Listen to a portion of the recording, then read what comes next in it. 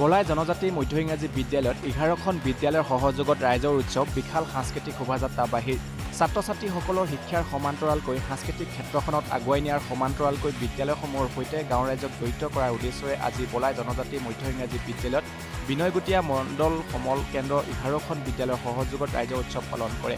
বিদ্যালয়ৰ শিক্ষক শিক্ষয়িত্ৰী স্থানীয় লোক ছাত্ৰ-ছাত্ৰীসকলৰ মাজত সমন্বয় বাৰ্তা তথা গাঁৱৰ ৰাইজক বিদ্যালয়ৰ লগত জড়িত কৰিব পাৰি তাৰ উদ্দেশ্যৰে এই কাৰ্যসূচী হাতত লোৱা হয় বুলি উদযাপন সমিতিয়ে জানিবলৈ দিয়ে।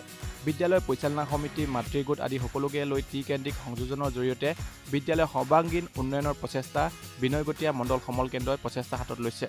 আমাৰ বলাই জনজাতি মধ্য ইংৰাজী বিদ্যালয়ত বিনয়গুটীয়া মণ্ডল সমল কেন্দ্ৰৰ সৌজন্যত আৰু বলাই জনজাতি মধ্য ইংৰাজী বিদ্যালয়ৰ উদ্যোগত ৰাইজৰ উৎসৱ উদযাপন কৰা হৈছে। এইটো আচলতে আমাৰ ডিব্ৰুগড় জিলাৰ বিভিন্ন বিদ্যালয়ত উদযাপন কৰা হৈছে। তাৰে ভিতৰত সেইটো ডিব্ৰুগড় জিলাৰ শিক্ষা বিষয়াসকলে কিছুমান বিদ্যালয়ক নিৰ্বাচিত কৰিছে আৰু তাৰ ভিতৰত আমাৰ বলাই জনজাতি মধ্য ইংৰাজী বিদ্যালয় ৰাইজৰ উৎসৱ উদযাপন কৰিবৰ কাৰণে সুযোগ সুবিধা লাভ কৰিলোঁ। গতিকে এই ৰাইজৰ উৎসৱটো আচলতে ইয়াৰ উদযাপনৰ মূল উদ্দেশ্যটো হৈছে আমাৰ গাঁৱৰ ৰাইজক বিদ্যালয়ৰ লগত যাতে আমি জড়িত কৰিব পাৰোঁ। যিহেতু বহু বিদ্যালয়ত দেখা গৈছে যে ছাত্ৰ ছাত্ৰীসকল আহে চৰকাৰী বিদ্যালয়বোৰত কিন্তু অভিভাৱকসকল নাহে।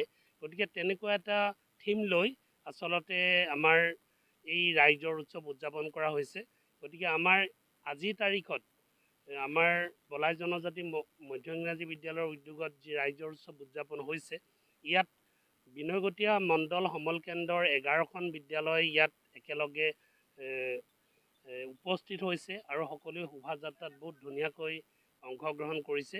আমি নিজকে সফল হৈছোঁ বুলি আমি ভাবিছোঁ। আচলতে আমাৰ মণ্ডলৰ তৰফৰ পৰা এইটো প্ৰথম পদক্ষেপ আমাৰ কমিউনিটি ফেষ্টিভেলৰ কাৰণে। ইয়াৰ ৰাইজৰ সহযোগিতা যথেষ্ট আছে, আপোনালোকে দেখিছেই। ইয়াৰ প্ৰত্যেক আমাৰ মণ্ডলৰ প্ৰায় 11খন বিদ্যালয়ৰ ছাত্ৰ ছাত্ৰীৰ পৰা আদি কৰি আমাৰ শিক্ষক শিক্ষয়িত্ৰীসকলে অংশগ্ৰহণ কৰিছে।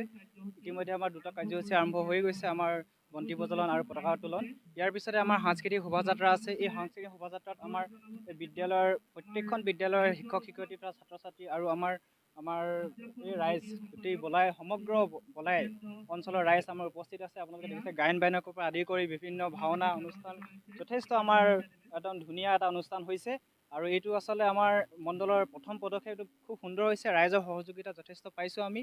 ভৱিষ্যতৰ দিনতো আমি এনেকুৱা ধৰণৰ কমিউনিটি ফেষ্টিভেল আৰু আমি আকৌ ভালদৰে ইয়াতকৈ ভালদৰে যাতে আয়োজন কৰিব পাৰোঁ, ইয়াৰ কাৰণে আমাৰ ৰাইজো আমাৰ যথেষ্ট সহায় সহযোগিতা লাগিব আৰু তেওঁলোকৰ আছে।